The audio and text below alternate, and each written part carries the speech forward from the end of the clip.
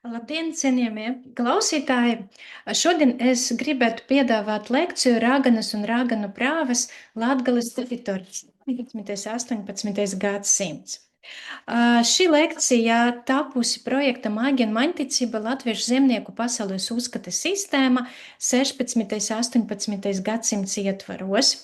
Un projektu finansiāli atbalsta atveseļošanas un noturības mehanizma atbalstīts projekts Latvijas Universitātes iekšē un ārējā konsolidācija. Tātad raganu tēma ir diezgan populāra Eiropas zinātnieku pētnieku vidū, un šajā slaida ir dažādi resursi, kas varētu noderēt tiem, kas nodarbojas ar šī tēmu pētniecību, vai vienkārši cilvēkiem, kas interesējas par raganu pētniecību, par raganu lietām. Ir dažādas datubāzes, ir arī digitālas kolekcijas, grāmatu un dokumentu kolekcijas, ir arī interaktīvas kartes, tātad tiešām interneta var dabūt, var atrast daudz interesantu noderīgu resursu. Runājot par raganām, tātad pirmais varbūt jautājums, kas ir jāapskatā, ir, kas ir ragana. Un šeit jāsaka, ka pastāv divas tradīcijas. Ir paganīska tradīcija un ir arī kristīga tradīcija. Un šīs tradīcijas krietni atšķirās. Paganīska tradīcija, tātad paganīskas tradīcijas dažādām kultūram, protams, ir dažādas, bet pat cik uzmanības centrā ir Latvijas teritorija, tad šeit es gribētu parunāt tieši par to, kādi bija priekšstati par raganām senātnē līdz kristietības ienākšanai.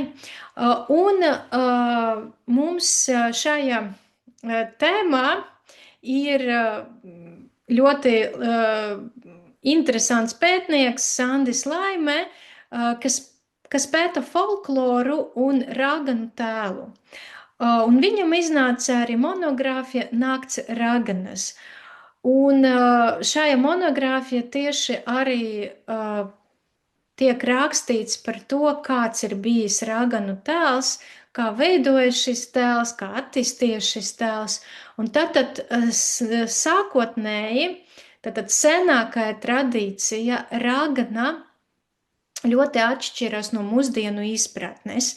Tātad ragana nebija kāda konkrēta cilvēciska būtne, nebija ne sieviete, ne vīrietis. Bet visbiežāk mirušu nelaimīgu sieviešu dvēseles, kas dažādu iemeslu dēļ nenonāk viņa saulē, bet paliek uz zemes. Un šīs dvēseles aktivizējas noteikta laika starp saules rietu un saules lēktu. Un šo te raganu darbība vairāk saistīta ar konkrētu vietu, ar kapsētu. Un raganas var arī kaitēt cilvēkam, bet tika tāda gadījuma, ja šis cilvēks patraucēja šo raganu darbību, ja viņš nokļuva neīstajā laikā, neīstajā vietā. Tad viņu pat varēja arī nogalināt. Kā šeit citāti rakstīt, cilvēki no šīm būtnēm baidījās, jo varēja tikt nogalināti, apmaldināti, nokutināti līdz nāvei un tā. Kristīgā tradīcija, protams, balstās uz paganīsko tradīciju, bet transformē raganas tēlu. Un ragana jau ir konkrēta cilvēks, sieviete, kas nodarbojas ar burvestībām, tātad nodarbojas ar kaut ko pārdabīsko, kas nav tipiska cilvēku darbība. Tā ragana ir ļaunuma iemiesojums. No viņas tiešām ir jābaidās, jo tā var tīši nodarīt kaut ko sliktu, kaut ko ļaunu. Viņa var nolādēt cilvēkus, dzīvniekus vai dabu. Un bieži vien, ja paskatīties arī raganu prāvu protokolus, tad var ieraudzīt, par ko tad apsūdzēja. Un bieži vien apsūdzēja par to, ka kaut kur saslimāt kāds cilvēks un nomira no slimības. Tas ir tāpēc, ka ragana slikti paskatījies vai ragana noladēja šo cilvēku. Par to, ka kādam saimniecība no kādas slimības nomira dzīvnieki, mailopi. Vai, piemēram, pat ilgstoši nav lietus. To varēja uzskatīt dažreiz par dieva sodu, bet varēja arī apvainot kādu sievieti, ka viņa ir vainīga, ka nav lietus, ka nav ražas un tā tālāk. Raganas ir tas, kas pārzina ārstniecības augus un prot ārstēt. Un šeit var arī būt jautājums, kāpēc, jo tas taču nav slikti. Ārstēt cilvēkus ir labi, jo tas palīdz cilvēkam atveseļoties, nenomirt, bet viduslaikos un arī agrinājos jaunais laikos uzskatīja citādāk. Atveseļošana no kaut kādas smagas slimības, tas nebija cilvēku, teiksim tā, nebija cilvēku prerogatīva, jo šī joma ir Dieva joma, Dieva gribas joma. Ja Dievs grib, cilvēks izveseļosies. Ja Dievs negrib, vai Dievs grib šo dvēseli paņemt sev, cilvēks tad nomirs. Un iejaukties šajā jomā cilvēks nedrīkstēja. Turklāt ar dažādiem augiem, kas ar tādām zināšanām, kas ne katram ir zināmas. Turklāt ārstēšana arī traucēja baznīcas autoritātei. Piemēram, iedomājieties, ja cilvēks smagi slims, pie viņa aicina priesteri, kurš atnesa, piemēram, svēto ūdeni vai svēto vīraku, un, saka, ka, ja Dievs grib, tad cilvēks ar šo atribūtu arī palīdzību atvesļos. Un tas nepalīdz, cilvēkam paliek sliktāk. Un tad nāk sieviete ar augiem, ievara tēju, dod šo tēju dzert, un cilvēks atveseļojas. Tas nozīmē, ka tiek sagrauta baznīcas autoritāte. Tas nozīmē, ka šis cilvēks, šī sieviete darbojas pret Dieva gribu. Jo, ja svētais ūdens nepalīdzēja, tas nozīmē, ka Dieva griba nebija palīdzēt izveseļoties šim cilvēkam. Dieva griba bija cita. Un šī sieviete, kas atnāca, kas izārstēja, viņa iejaucās Dieva gribā. Un tas nav labi. Un turklāt viņa tad arī slikti ietekme baznīcas autoritāti. Tātad priesteris nevarēja, sieviete varēja. Kam tad ticēt? Un, protams, vieglākais variants bija apsūdzēt šo te sievieti burvestība, ka viņa ir ragana un kā savas zināšanas viņa neieguva no Dieva, bet ieguva no Sātana. Un tieši tas bija arī tāds par pamatu ideju, gan viduslaikos, gan arī jaunajos laikos, ka visas savas zināšanas raganas iegūst no Sātana. Vai nu līguma ceļā, parakstot līgumu un apsolot vai nu savu dvēseli vai vēl kaut ko, vai ir bijušas seksuālas attiecības un seksuālo attiecību laika arī notiek zināšanu apmaiņā. Kā tad veidojas attieksme pret raganam Rietuma Eiropa viduslaikos, agrinājos viduslaikos? Jau barbaru valstu likumdošanā tika rakstīts par to, ka raganas ir bīstamas. Raganam baidījās, bet raganas nesodīja. Varēja sodīt par sekām, piemēram, arī ārstniecība neveiksmīga un tā tālāk, bet par to, ka nodarbojas ar zīlēšanu, burvestībām dažādam, par to nesodīja. Un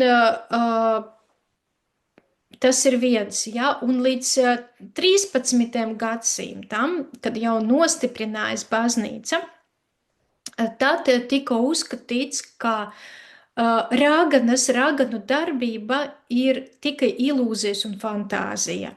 Un ja kāds tic, ka sievietes prot lidot, ka sievietēm ir pārdabiskas spējas, tad šis cilvēks dzīvo ilūziju pasaulē. Un kā kristietim nedrīkst ticēt šādām lietām, tas nav labi un tas nav pareizi. Un pat iznāca dokuments episkopi kanon 10. gadsimta, jeb biskapu kanons, kur tieši ļoti skaidri uzrakstīts, ka jebkādas burvestības, ticība burvestībām, ticība tam, kā pastāv raganas, tā ir maldu ticība, un tas viss ir saistīts ar paganismu, ar paganisko kultūru, ar kuru ir jācīnās, bet nevis ar nāvi, bet ar sprediķu palīdzību. Un jāsaka, ka agrinājos viduslaikos, praktiski neviena ragana netika sodīta ar nāvi. Un pat spidzināšana netika paredzēta raganām. Un tad varbūt izplatītākais sods bija naudas sods. Ja to piesprieda, ja tiešām bija kaut kādas, sekas šim burvestībām, piemēram, mēģināja izārstēt dzīvniekus, dzīvnieki nomira, un tad varēja apsūdzēt, ka šis cilvēks ir vainīgs, nepareizi ārstēja vai deva kaut ko nevajadzēja dot, un tad varēja vienkārši būt naudas sods, lai atlīdzinātu zaudējumus. Protams, ja nomira cilvēks, tad varēja būt nāves sods piespriest, bet ne par to, kā nodarbojas ar ārstniecību, ar pārēģošanu vai vēl par kaut ko, bet konkrēti par šīm sekām. Un bargākais sods agrīnajos viduslaikos bija izraidīšana no baznīcas, kas patiesībā bija tāds ļoti nopietns sods, jo izraidīšana no baznīcas tas nozīmē, ka patiesībā cilvēks ir ārpus likuma. Un tas nav nekas labs viduslaikos. Un kādas bija ciņas metodes pret raganām ar sprediķu palīdzību? Bieži vien pāvesti arī rakstīja biskupiem, ka, ja jūsu reģiona ir daudz, kas nodarbojas ar šādām lietām, tad jums ir vairāk jāsprediķo savas draudzēs, jāapmāca cilvēki, jānostiprina kristietība jūsu reģiona, un tas ir jūsu primārais uzdevums. Tātad nevis iznīcināt, bet mācīt, kā pareizi dzīvot, saskaņa ar baznīcas dogmām. Un, teiksim tā, līdz 14. gadsimtam raganu lietas nebija arī inkvizīcijas redzeslokā. Inkvizīcija vairāk nodarbojas ar dažādām ķecerības izpausmēm, tāpēc arī inkvizīcija tika dibināta. Un pat bija gadījumi, kad inkvizīcija mēģināja skatīt arī raganu lietas, un tad no pāvesta vai no arhibīskapa dabūja tādu piezīmi, ka tomēr jūsu uzdevums ir kaut kas cits. Nevajag nodarboties ar tādām muļķībām kā raganām, jo atkal raganas ir tikai ilūzija un fantāzijas. Un jūsu lieta ir daudz nopietnāka, cīnīties pret baznīcas ienaidnieku, pret visādām ķecerīgām domām. Pārmaiņas sākas 14. gadsimtā, un šīs pārmaiņas ir saistītas tieši ar ķecerības izplatīšanu visā Eiropā. Tieši šajā, sakot ar šo gadsimtu, šis kustības sāk ar vien straujāk attīstīties un pārņemt Eiropu. un tās sāk mazināt baznīcas autoritāti. Un vēl klāt šīs te raganas, kas arī apdraud baznīcas autoritāti, un tad tas viss sāgāja savijas kopā. Un baznīcai vajadzēja kaut ko darīt šis lietas labā, lai nepazaudētu savu autoritāti, tāpēc arī sākas no 14. gadsimta varam teikt, ka sākas cīņa gan pret ķeceriem, gan pret rāganām. Un šajā cīņā izmantoja sātana tēlu. Tieši arī sākot no ar 14. gadsimtu šis tēls izvirzas priekšplānā. Cilvēki baidies no sātana, viduslaiku cilvēki baidies no elles, baidies, varbūt tas bija vispat lielākas bailes pēc nāves nonākt ellē. Līdz ar to baznīca ļoti veiksmīgi izmantoja šīs bailes un nostiprinājas arī šī te ideja par to, ka visas rāganas ir saistītas ar satanu. Šī ideja par līgumu, par seksuālajām attiecībām, par to, ka visas savas zināšanas rāganas dabūja tieši no satana.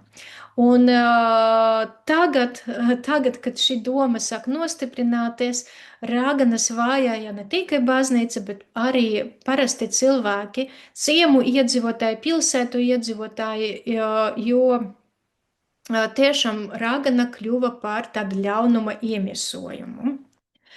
Jaunais laikos šī ideja par to, ka ragana ir saistīta ar ķecerību, vēl vairāk nostiprinājās. Un tas, protams, ir saistīts ar reformācijas kustību un mēģinājumu apkarot reformāciju. Un tātad tieši šajā laika posmā arī nostiprinājās dogma, ka burvestības ir ķecerības paveids. Un dažās lietas pat grūti bija saprast, par ko tiesa cilvēku, vai par burvestību, vai par ķecerību. Lieta varēja sākties ar to, kā cilvēks pa kaut ko mēģināja pareigot, zīlēt, vai viņš noladēja kādu, vai viņš viņu redzēja lidojošo, arī šādi gadījumi ir bijuši. Un pēc tam klāt pievienot to, ka viņš ir ķeceris arī. Vai otrādi lieta sākas ar to, kā cilvēku apsūdz ķecerība, un tad klāt pēc tam protokola pievienoja to, ka viņš arī nodarbojas ar burvestībām dažādām. Tātad burvestība un ķecerības tiešām savijas kopā. Un to arī nostiprina šādu negatīvu attieksmi pret rāganām un rāganu medības ideju nostiprināja Tridentes koncils. Tridentes koncils, ar kuru aizsākas kontrreformācija Eiropā, un Tridentes koncila liela nozīme tika piešķirta ticības attīrīšanai no visam sagrozīta reliģiska kulta izpausmēm, pārāžam uzskatiem. Tātad sākas cīņa pret paganisma kultiem, paganisma kultu izpausmēm, un sākas arī cīņa pret protestantiskajiem dažādiem virzieniem, pret visu, kas ir pret baznīcas dogmām pilnīgi.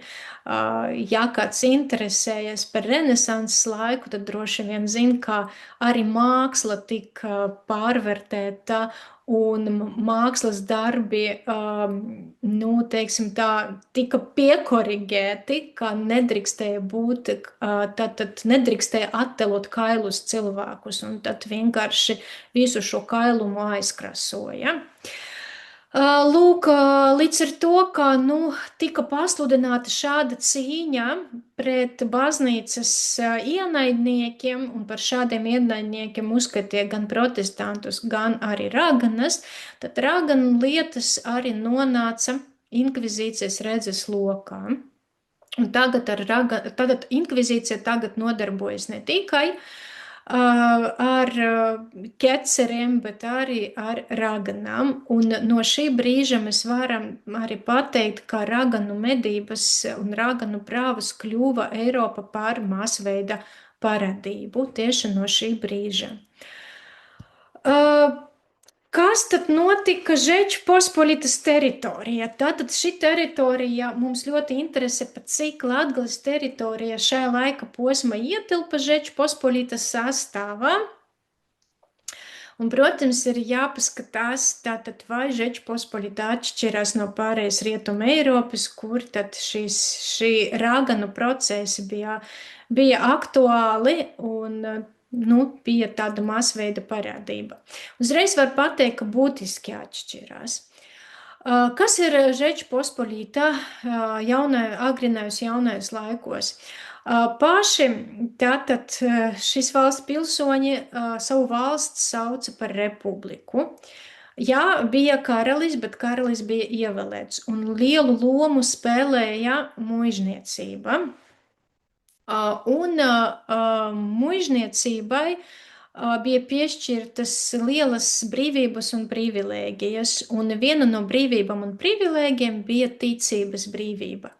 Tātad Žečpospolita atšķirība no pārējais Rietuma Eiropas, kur notiek cīņa pret protestantiem, tad šeit valda reliģiskā tolerance. Un viens no pētniekiem, Jānuš Tasbirs, šo valsti nosauca par valsts bez sārtiem, jo sadedzinātu protestantu skaits bija niecīgs. Salīdzinājumi, protams, ar Rietumu Eiropu. Un līdz ar to, ka mēs noskaidrojam, raganu lietas bija cieši saistītas ar ķeceriem, ar ķeceru lietām, līdz ar to arī, teiksim tā, lojāli skatījās uz raganām. Un arī raganu sadedzināšana Žečpospolitas teritorijā nebija masveida parādība. Protams, vēl šeit būtisku lomu nospēlē tas, ka šajā teritorijā zemnieku vidū ļoti populāras bija paganiskas tradīcijas. Un jādedzināt katru, kas nodarbojas ar zilēšanu, ar burvestībām, kas pielūdz elkus, tad vajadzētu iznīcināt lielāku daļu no zemniekiem, ko, protams, mužnieki nevarēja atļauties, jo ir nepieciešami cilvēku resursi. Grūti pateikt precizu skaitli, cik tad bija sadedzinātas raganas Žečpospolitā kopumā. Daži saka, ka 1000, daži, ka vairāki tūkstoši, bet pētnieki viennozīmīgi atzīmē, ka tomēr sadedzināto skaits bija krietni mazāks nekā Rietuma Eiropā.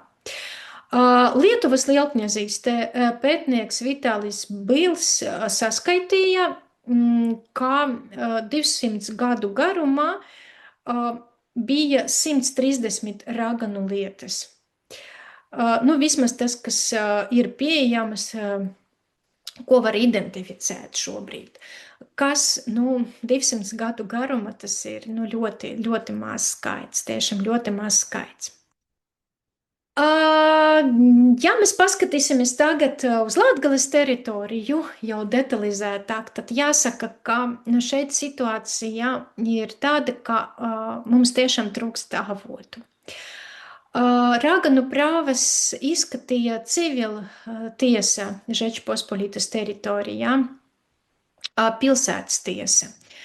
Daugavpils pilstiesas grāmatas no 17. gadsimta praktiski nav saglabājušas. Tāpēc no šīm grāmatām informāciju mēs dabūt nevaram. Un tātad galvenais informācijas avots ir Daugavpils jezuītu arhīvs. Jezuīti Latgales teritorijā sāka darboties jau kopš 17. gadsimta sākumā, misijas rīkotas kopš 1606. gadā. Un to rīkoja Rīgas jezuīti. Daugavpilī jezuītu pastāvīga mītne nodibinājas 1630. gadā. Un līdz 19. gadsimta sākumam jo ordenis tika padzīts no šejienes 1820. Gada. Tātad pa šo te visu laika posmu ir identificētas tikai 3 rāganu lietas. Viena 1678. Gada un vēl 2 1681. Protams, var domāt, ka jezuīti vienkārši nepiefiksēja visas šīs lietas, iespējams, bet no citas puses jezuīti līdz 18. gadsimtam bija vienīgi garīdznieki, katoļu garīdznieki šajā teritorijā. 18. gadsimta būs vēl dominikāņi un draudzes priesteri. 17. gadsimta arī bija draudzes priesteri, bet to skaits nebija liels.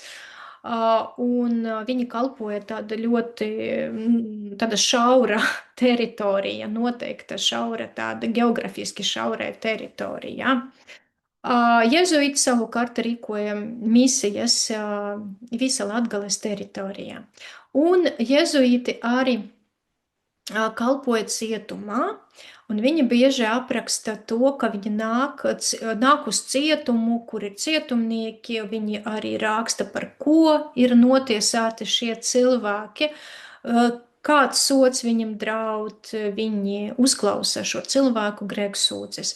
Tāpēc es domāju, ja tiešām būtu šādi gadījumi, tad noteikti jezuīti rakstītu par šiem gadījumiem. Bet, protams, nevar arī noliegt to, ka varbūt kāds no atskaišu autoriem uzskatīja, ka tas nav piemiņas vērsts. Tas arī varētu būt. Bet mums ir trīs lietas. Varētu arī padomāt, ka Latgales teritorijā varbūt visi bija kristieši un neviens ar šādām lietām nenodarbojas, tāpēc ir tikai 3 lietas, pavisam tā nav. Un šajās atskaitēs arī minēti dažādas burvestības izpausmes. Visvairāk, protams, elku pielūdzējus arī pieskaitīja pie raganam, pie cilvēkiem, kas nodarbojas ar dažādām burvestībām. Tātad tos ir visvairāk, 47 reizes elku pielūdzēji minēti dokumentos. Tātad otrā vieta ir burvi, kas minēta 12 reizes ārsniecības augu pārzeni un ārsniecības augu pārzeni un burvi kopumā. Tad kopā ir 5 reizes minēti šie cilvēki. Tātad nevar pateikt, ka Latgales teritorija visi ir kristieši. Turklāt paši jezuīti raksta, ka situācija patiesībā zemnieku vidū ir tāda diezgan traģiska, ka zemnieku vidū ir ļoti aktuālas paganu tradīcijas, un man šeit ir 2 gadījumi. 1641. Gada jezuīti raksta, šajās vietās bija pazīstama ģimene, kas nodarbojas ar burvju vēlnišķīgam zinātnēm. Tautas valoda tos sauca par videntes. Viņi ļauna gara vadīti, slimību, dzīvnieku sergas, gada ražas, nabadzību un citas nākotnes pareģoja. Tad var redzēt, ka pat nevis atsevišķas personas ar to nodarbojas, bet ģimenes, varbūt pat vesela dinastija.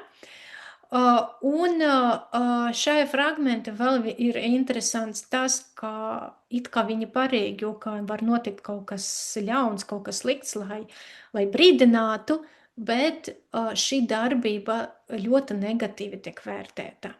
Jo atkal pareģošana nav saistīta ar Dieva pasauli. Jo, ja ir Dieva griba, lai kaut kas ļauns notiktu, ja Dievs pieļauj šo ļaunumu, tas nozīmē, ka tā ir Dieva griba. Ja cilvēks mēģina kaut kāda veida apiet, kaut kāda veida tātad paredzēt un novērst varbūt kādu ļaunumu, tas nozīmē, ka viņš pretojas Dieva gribai. Un arī pareģošanas māksla līdz ar to ir saistīta atkal ar satanu, ka šo mākslu tieši viņš iemācīja cilvēkiem. Vēl viena interesanta šeit tāda lieta, jā, kā šeit atklāti visas šīs parīgošanas nosauca par velnišķīgam zinātnēm. Tātad saistītam ar velnu, ar satanu, ar elli. Kā es jau minēju, nu, tas biedē cilvēkus, un, protams, tas bija nu, ārpus dieva pasaules, protams, un tiek vērtēts ārkārtīgi negatīvi. Nākamais fragments 1693. gads. Lotāvi tauta lielākoties ir nodevusies burvībai, un tāpēc, ja kāds zina, ka kāda no raganām uz viņu ir dusmīga, dabu sveta Ignācija ūdeni, ko dzer ar vieglumu un nebaidās no ienaidnieka, un tiešām valda uzskats, ka nevienas indes nevar nodarīt ļaunumu tam, kurš ir nostiprinājis ar iepriekš minētu ūdeni, dzērot, neaplējot sevi. Tātad redzam, kā lotāvi, jeb latviešu zemnieki tauta, kas nodevusies burvībai. Tātad šeit jau mēs redzam, kā jezuīti uzsver, kā burvestība šajā reģiona ir masveida parādība. Un šeit arī tiek veidots tāds negatīvs raganu tēls. Ragana var būt dusmīga, viņa ir dusmīga. Ragana ir tā, kas grib nodarīt pāri vai cilvēkam, kas grib kaut ko ļaunu, kas var noindēt cilvēku. Tātad ar šo te stāstu jau veido šo negatīvo attieksmi pret raganām. Un uzreiz piedāvā glabiņu, kā tad var palīdzēt šajā lieta, var palīdzēt izmantojot svēto ūdeni, tātad izmantojot baznīcas palīdzību, dieva palīdzību, tad var izglābties no šī ļaunumā. Vēl viens fragments jau saistīts ar zilēšanu, tas mums ir no 1725. gada.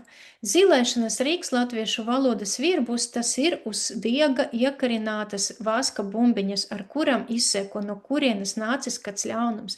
Pie cilvēka vai dzīvnieka runu jautāt vasks saki, no kurienes tas ļaunums, vai no cilvēka, vai no šī, vai no tā, vai arī kur ir nozaudēta manta, vai šeit, vai tur. Zilēšana vēlreiz gribu atkārtot, arī ir viena no raganu nodarbošanas veidiem, un atkal zilēt iemācīja satans vai kritušie eņģeļi, sievietes iemācīja zilēt. Tas nenāk no dieva, jo atkal neviens nevar paredzēt dieva gribu. Līdz ar to neviens nedrīkst zilēt, jo nedrīkst paredzēt, kas būs nākotnē vai vēl kaut ko, jo tas ir saistīts tikai ar dievu gribu, un tikai dievs to zina, un cilvēkiem tas nav atļauts. Un šeit it kā arī varētu padomāt, ar šo te rīku cilvēki grib vienkārši nosargāt sevi no kaut kāda ļaunuma, bet šeit atkal cilvēki paļaujās uz zilēšanu, uz zilēšanas rīku, nevis uz dievu, kas ir arī pretrunā ar baznīcas dogmu, līdz ar to tas nevar būt labi. Līdz ar to šī darbība atkal ir negatīva, tā ir slikta darbība, kristietim nav pieļaujama darbība. Bet jāsaka, protams, šie fragmenti nav vienīgi, šādu fragmentu arhīva ir daudz, bet jāsaka, ka nevienu no zemniekiem, kas praktizē elgdīvību, burvestības, kas zīlēja, ārstēja, nevienu no viņiem nekad nesodīja ar nāvi. Nav nevienas liecības, ka tieši šie cilvēki būtu sodīti ar nāvi. Jo atkal, ja sodīt katru zemnieku, kas ar to nodarbojas, Latgales teritorija būtu jāsoda lielāka daļa no zemniekiem, tad darba spēks vienkārši viss pazustu un nebūtu kam strādāt. Tas ir viens. Un otrais moments, tā ir interesanta attieksme ar jezuītu un līdz ar to arī Romas katoļu baznīca tieši pret šiem zemniekiem. Šeit man ir tāds neliels citāts no 1727. gadā, kā šos zemniekus, kas praktizē paganisma kultus, nevar pateikt, ka paganismu, varbūt tieši dažādus kultus, un kam ir aktuāli paganisma izpausmes dažādas, tad viņus pat nenosodā. Jā, saka, ka darbība ir ļauna pret Dievu, šī darbība ir vērsta pret Dievu, bet nenosoda, jo uzskatā, ka šie cilvēki dzīvo tumsā. Kā šeit rakstīts, zemnieks klējo tumsā kā labirintā. Tātad šie cilvēki vēl nezin tik labi baznīcas dogmas. Viņi nav mācīti. To arī vairāk kārt jezuīti uzsver, viņi nav mācīti, tāpēc viņi ir jāpažēlo, ka viņi staiga tumsā, ka viņi neredz Dieva gaismu, un tāpēc par ko viņu sodīt, viņi nav vainīgi, ka nebija priesteru šeit, ka šeit nedarbojas draudzes, ka draudzes Livonijas kara laika draudzes tika iznīcinātas, tāpēc viņi nesodā zemniekus, bet mēģina viņus apgaismot. Kā šeit rakstīts, Ariādnas viņi ir, šeit jezuīti ir, ka Ariādnas pavediens, kas atklāja kristīgo mācību un tādējādi veda uz patiesības gaismu. Tātad jezuīti patiesības nesēja. Viņi tiešām ir ne tikai baznīcas tēvi, bet kā tēvi šiem zemniekiem, kas vēt uz patiesību, uz pēstīšanu. Tālūk, bet ko tad tiesāja ar nāvi? Kam tad piesprieda nāves sodu, ja ne zemniekiem, ne šiem zemniekiem, kas praktizē kaut kādus paganu kultus? Un tad ir konkrēts gadījums, detalizētāk aprakstīts no 1678. gada, kas arī atklāja kādus cilvēkus sodīja ar nāvi. Tas notika Kristus miesas svētkos Livonijā, tur, kur atrodas mūsu tēvs, svētas misijas piepildīts, viena dvēsele, lutraticīga, eles apņemta, ienāca kopā ar citiem mūsu baznīcā. Taču nevarēja norit svēto hostiju, un dažreiz ar gandrīz izmisīgām pūlēm mēģināja to nolaist vederā, taču šausmīgi cieta no tā, un izņēma no savas mutes devišķo hostiju un nolika to uz zemes. Pēc 11 dienām tā tika ieslodzīta par burvestībām un publiski atzīnās. Cietuma priekšnieks lūdza katoļu priestera palīdzību, taču šī dvēsele to nevarēja izdarīt, jo mūsu priesteri, kurš bija aizņemts ar misiju kaimiņos, pats Keceris nepieņēma. Viņš atteicās no grēku nožēlas, kā pienākas kristietim, kaut arī bija notiesāts uz sārta. Par šo gadījumu mūs pārņēma lielas bēdas, un Jēzus un Marijas vissvētākā vārda viņš tika iemests uguni, un liesmu un dūmu tīts nodedzināts. Tātad, spriežot pēc visā, kas te rakstīts, tad uzreiz ir tāds secinājums, ka pirmam kārtam tas cilvēks arī ir zemnieks, jā, tas ir ja palasīt kopumā visu to dokumentu, tas ir kļūst skaidrs. Cilvēks ir zemnieks, bet viņš ir luterticīgs. Tātad atkal ar kecerību saistīts.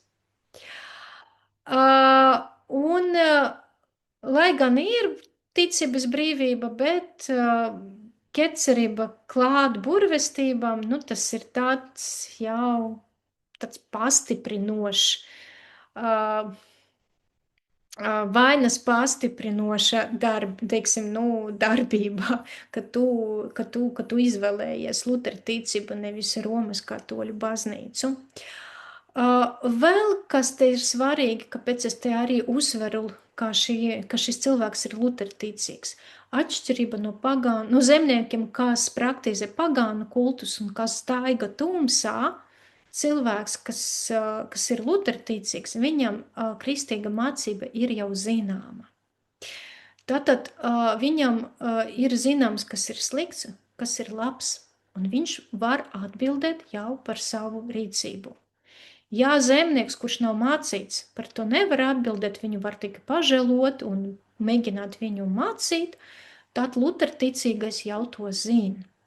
Jā, viņš pats pēc savas gribas varbūt izvēlējas citu ceļu, bet tomēr kristīgas dogmas viņš zina. Un tas, protams, vainu pastiprina. Līdz ar to jau arī sots varētu būt bargāks. Otrais moments, kas te ir būtisks un man ir pasvitrots, ka noziegums nav pret cilvēku, kā šeit nevaino burvestība, zīlēšana. Viņš pat nenolādē kādu cilvēku, kas būtu arī ļoti ļauni un ļoti slikti, bet noziegums ir izdarīts pret svēto hostiju. Kas ir hostija? Tas ir Kristus miesa. Tā ir Kristus miesa, tas ir Kristus iemiesojums. Tātad noziegums pret Dievu. Tātad šeit ir Dieva zaimošana, pie tām tāda augstākā pakāpe no lutertīcīga Dieva zaimošana. Un tas atkal vēl vairāk pastiprina šo vainu. Un, protams, šeit Elles apņemta tāds epitets izmantots,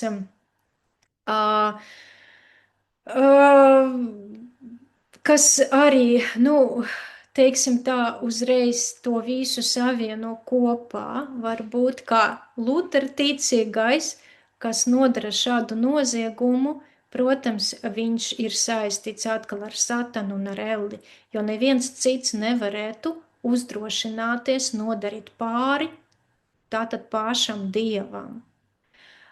Tikai galvenais Dieva ienaidnieks Satans. Tātad šis cilvēks darbojas, kopā ar Satanu, var arī tā pateikt. Un šis ir tas, tie galvenie varbūt cēloni, kad cilvēku var notiesāt uz nāvi. Parastu zemnieku, nē, teiksim tā, kurš neredz vēl šo gaismu, bet tas, kas pazina šo gaismu, lai gan ir luterānistas vienalga, un kurš apzinās, ka dara slikti, ka dara tādu ļaunumu, un šis noziegums saistīts ar Dieva zaimošanu, tad šī darbība traktējās kā tāda darbība, kas jāsoda ar nāvi. Kas attiecas uz diviem citiem gadījumiem, kas bija 1681. gada, diemžēl jēzuīti neraksta par to, kas tie tādi bija par cilvēkiem. Ir zināms, ka tas bija divas sievietes, bet ko izdarīja šīs sievietes, kāpēc viņu sodīja ar nāvi, tas nav zināms. Diemžēl jēzuīti detalizēti neapraksta. Līdz ar to mums ir tikai viens šīs, pagaidām ir viens identificēt šīs te gadījums. Ko es vēlreiz gribu uzsvērt? Tātad Latgales teritorija, raganu vajāšana nebija masveida parādība, tāpat kā arī visa Žečpospolitas teritorija. Jo tomēr šeit cilvēku skaits, kas nodarbojas ar dažādu veidu burvestības izpausmēm, zīlēšanu, ārstēšanu, elgdievību, šo cilvēku skaits bija pārāk liels. Un šie cilvēki tiek uzskatīti par cilvēkiem, kurus jāapgaismo, kurus nevajag sodīt, bet jāapgaismo. Un tie gadījumi, kas ir saistīti ar sadedzināšanu, ar sodīšanu ar nāvi, tomēr ir saistīti ar tādu apzinātu dieva zaimošanu. Nu, ar to es arī gribētu pabeigt. Ja ir jautājumi, tad jūs varat droši rakstīt arī komentāros, un tad es mēģināšu arī uz šiem jautājumiem atbildēt. Paldies par uzmanību!